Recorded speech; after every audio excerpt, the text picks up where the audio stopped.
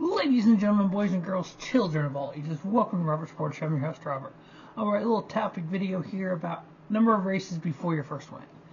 And so, there's been a lot of talk here recently of certain drivers, Ty Gibbs of the world, who haven't won yet. Why hasn't he won yet? About Riley Herbst, how he doesn't deserve the ride he's in, and Corey Heim should be in that ride, and all this, that, and the other. And so I decided to kind of take a snapshot of the 77-year history of NASCAR, and about starts before wins and that kind of stuff here. So we're going to run down some stats and some numbers, stats and facts. That's what I'm all about. So we've had in the 77-year history of NASCAR, 1949 through 2025, 2,786 races. There has been only 36 champions in that 77 years. There's been 2,997 drivers start at least one race in the Cup Series. Obviously, the more races you start, that number dwindles down. 2 starts, 1,946. 10 or more starts, 768. 20 or more starts, 534. 30 or more starts, 418. 40 or more, 366. Remember, 36 races in a full season. Now, 50 or more starts in the Cup Series, 325 drivers only. Shane Van Gisbergen has actually started 50 races now. So on wins, there's been 206 different winners in the Cup Series. 5 or more wins, 89 drivers. 10 or more, 66 drivers. 20 or more, 44 drivers. 30 or more, 30 winners, 30 drivers. 40 or more wins, 20. 50 or more, 14. So if you look at all time, number of starts before their first win. 10th on the list is Kyle Petty at 170 starts. Ricky Craven 9th at 174. Joe Nemechek 8th at 180. 7th is James Hilton at 187. 6th is AJ Allmendinger at 213. 5th is Johnny Benson Jr. at 226. Dave Marcus is 4th with 227. Now these are starts before that first win came. 3rd is Sterling Marlin at 279. 2nd on the list is Michael McDowell at 358. And then Michael Waltrip is number 1 on the list with 463 starts before getting that first career win. Now, if you look at drivers, the top 10 drivers who have never won. So we talk about winning and all these drivers who have won races, and we talk about some of the drivers who've never won races like the Ty Gibbs, the Ryan Preece, and those kind of drivers. Now, all time, what's the most starts without getting that first victory? Well, number 10 is Henley Gray, 374. Number 9 is J.J. Yeley at 396.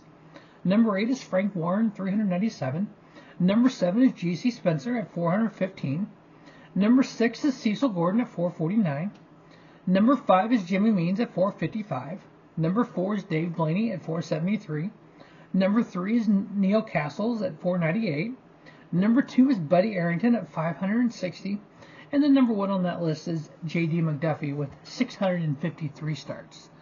Now, if you look at just active drivers, so who's going to be racing in Cup in 2026? There are going to be currently 12 drivers who have never won in the Cup Series. Ty Dillon leads that list with 281. We know he's going to be in the number 10 for Colic Racing.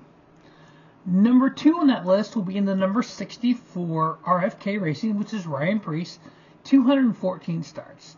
There is so much talk about how Riley Herbst doesn't deserve his ride, how Ty Gibbs doesn't deserve his ride, how Bubba Wallace doesn't deserve his ride, and so forth and so on. Ryan Preece, 214 Cup starts and never won. How does he deserve the ride he's in over these other drivers? I don't understand this. He's never won in Cup. He's never won a championship in lower series. So why does he deserve that ride? He doesn't bring sponsorship. Why does he deserve that ride? Based on what everyone claims on these other drivers, he doesn't. Now, am I a Ryan Preece fan? Oh, hell no, I'm not a Ryan Preece fan. But I'm never going to go on a limb and say he doesn't deserve something. He has one in trucks. He has one in Xfinity. Okay, he was, top 20 in points last year. Okay, he's a serviceable driver. But he's got 214 Cup starts and no wins. Number 3 there is going to be Todd Gilliland at 144. I don't hear anyone call him a Nepo baby. Remember, his dad drove for Front Row Motorsports. Cody Ware, 140 starts. Of course, we call him a Nepo baby because his dad owns the team. But remember, Dale Earnhardt? Richard Petty? Based on your all's definition of Nepo babies, they are. Ty Gibbs had 114 Cup starts. We say he doesn't deserve a Cup ride. He's got 114 Cup starts and no wins. Let's take a look at the people that are within 15 or 20 of that. Tyler Reddick, 91 starts before his first win. No one said he didn't deserve to be in Cup. William Byron, 98 starts. Kyle Larson, 99. Chase Elliott, 99. Ross Chastain, 121. Alex Bowman, 134. Ty Gibbs is at 114. Now, I know there's been a lot of talk this offseason with Chris Gabehart's weird departure from Joe Gibbs Racing. Him being on the pit box last year, trying to help. It was like it was, and they said it's on the morning drive. All hands on deck to get Ty Gibbs a win. Well, he didn't. Is that why Gabehart left? Is there truly turmoil inside the walls of Joe Gibbs Racing? We know there was history with Ty Gibbs and Corey Heim in the ARCA series, which has led to Corey Heim not getting a ride with Joe Gibbs Racing. That's never been publicized. Nobody in Joe Gibbs Racing came out and said this, but we all just assume it because there was beef there.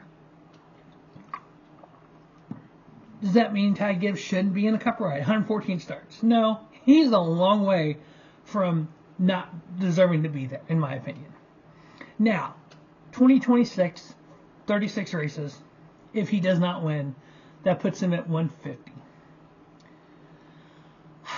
I still am never going to say he doesn't deserve to be there because he doesn't bring sponsorship.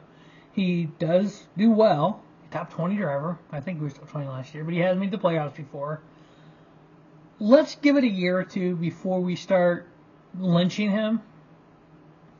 If he was so bad to deal with, sponsors wouldn't be there. Steve Bell, Denny Hamlin, Chase Briscoe. Chase Briscoe wouldn't have came there if he thought Ty Gibbs was so bad to work around. So I think the kid needs time. John Hunter Nemechek, 140 starts. I never hear one person say John Hunter shouldn't be in Cup. He hasn't won in 104 starts. We never say that. He's only 10 starts behind Ty Gibbs. I know Ty Gibbs drives for Joe Gibbs Racing, one of the top 3 teams in NASCAR. By the way, tell me a time that all 4 Gibbs cars won. More than one race in a year. Or when all 4 cars consistently ran up front. How many times does all 4 Hendrick cars run up front? Yeah, exactly. Doesn't happen that often. Noah Gragson, 102 starts in the Cup Series without a win. I don't see anyone saying, why has he got a ride? Carson Hocevar, 81 starts. Can't believe he's been in a Cup that long. Zane Smith, 79. Riley Herbst, 40. Now comes to the 2 youngsters. Everybody talks about Corey Heim. He's had 7 starts in the Cup Series so far.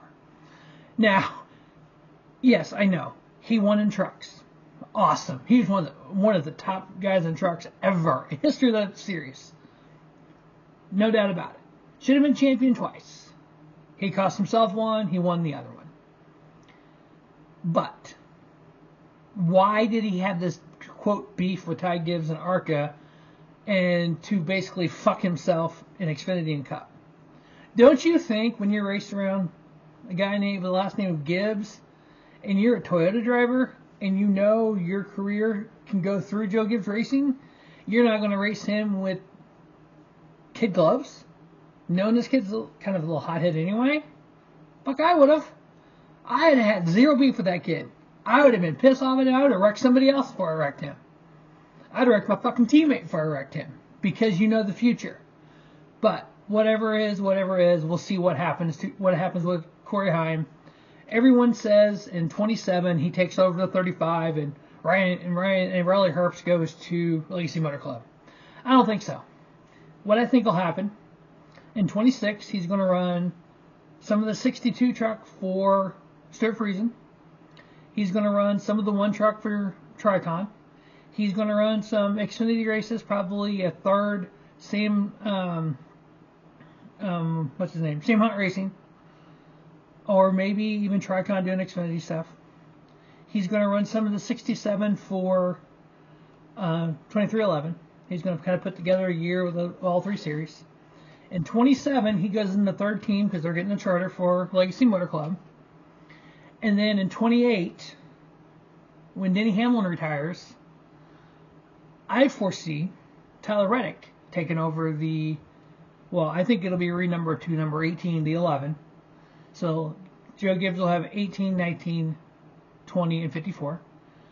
Tyler Reddick in the 18, replacing the 11. The 11 goes to 2311.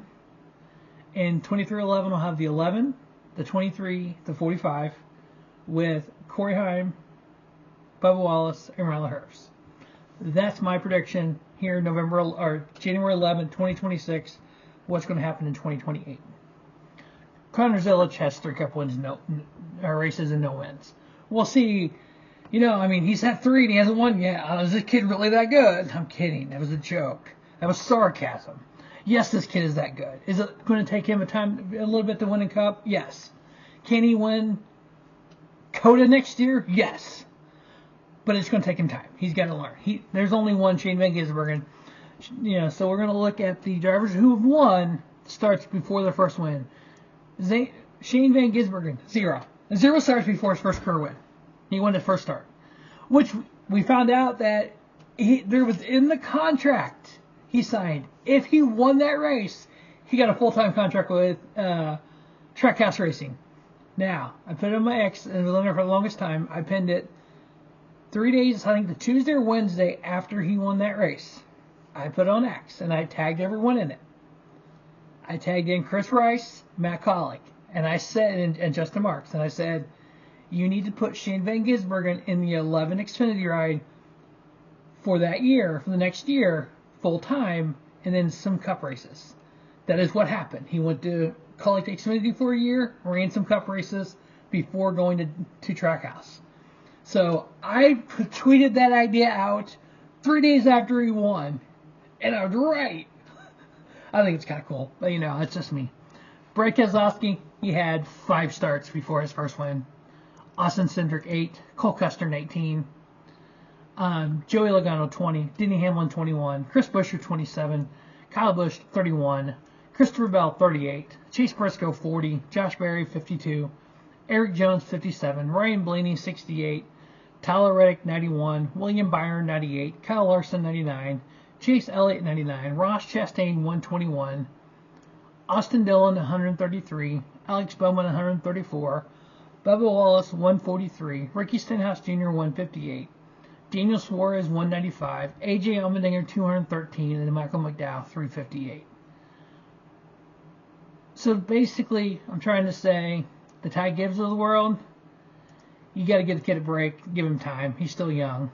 Riley Herbst, again, 40 races in Cup, and we're already wanting him replaced. We actually never wanted him in that ride to start out with, which is just mind-boggling to me that we don't want a driver who's won races in Xfinity, won 3 races in Xfinity.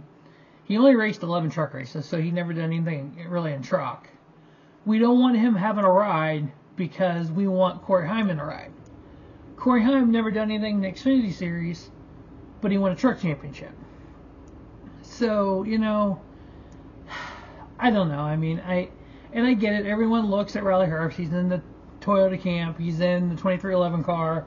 His best finish in 2311 was 14th at Texas. Again, he's not had that many starts in this car. And this car is different than the last generation of car. And that's what I think a lot of people are getting caught up in. We see what other drivers have done going from Xfinity to Cup before this Generation 7 NASCAR Cup Series car. The drivers that have, you got to think about it, the Ty Gibbs of the world, the Riley Herbst, Zane Smith, Carson Hocevar, these drivers, Noah Gragson, these drivers that have only driven the Cup car in Gen 7 era and came from that Xfinity car, it's night and day difference between the two. Shane Van Gisbergen came from a car similar to the Cup car in the V8 Supercar, was able to win right away. He's won 6 races since. I just think we need to give these drivers some time. I think the panic number for your first win, before saying it's a bust, I would say it was 130 to 150. I think if they're not competitive at all, and then maybe if they're not competitive at all, 140, 150, and they're in a car that should be competitive. Again, every driver is different. No two drivers are exactly the same. I think then people need to start going, oh, something's not right. So, just like with Ty Gibbs, if you look at him this past year, you look at his career finish, 18th, 15th, and 19th in points. He's got a third at Talladega. Oh, that's just Talladega, He's got a second at Chicago Street Course last year, a third at Michigan, a third at Bristol. Those aren't easy tracks. The year before he had a fifth at Kansas, a third at Michigan, a third at Chicago Street Course. So he's done well on the Chicago Street Course. Unfortunately, it's off the schedule. Second in Darlington. That's pretty impressive for a second-year driver. So yeah, you got to give him time. I just think, when his first career started, Xfinity Series, finished 13th in points, and win the championship the next year, that was a unique situation. By the way, he didn't win. He's never driven a truck, so that's not even a thing. You figure he won the ARCA championship in 2021. He beat Corey Heim in 2021 for the ARCA championship. So literally, they were like 40 points apart, and they were literally 1-2 90% of the time. Oh my God, yeah. So literally, they're the only ones that won the first 9 races of the year.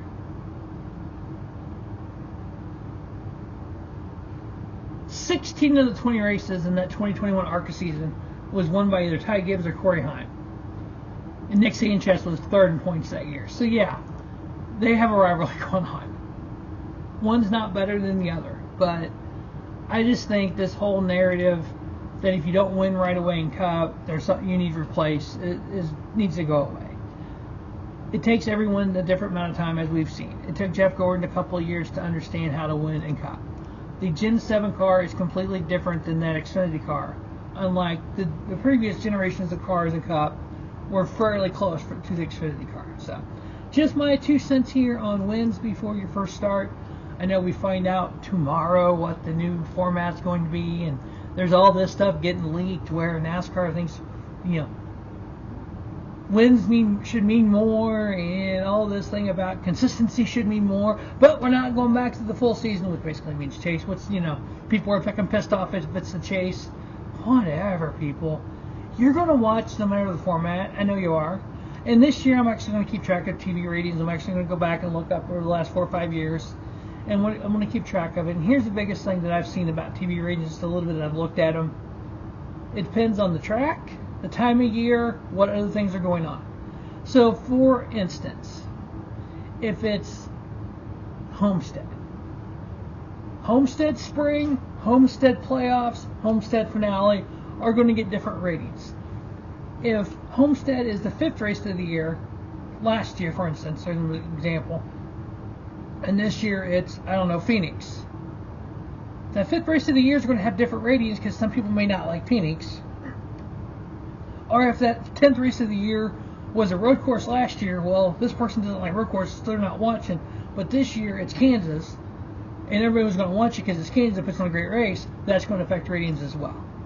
So I'm going to kind of keep track of it and kind of look at ratings from week to week and stuff, and kind of never been big on looking at ratings and kind of figuring out ratings and stuff. But apparently everyone is a ratings expert on the X, so we're going to look at that this year as well. So it's going to be a fun year in NASCAR. We're going to continue with the countdown. Today we are 35 days away. That's what sparked me to do this, was the number 35 of Rally Herps.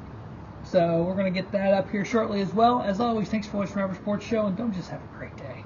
Have a spiffy day. Robert Sports Show, your YouTube leader in sports channel content.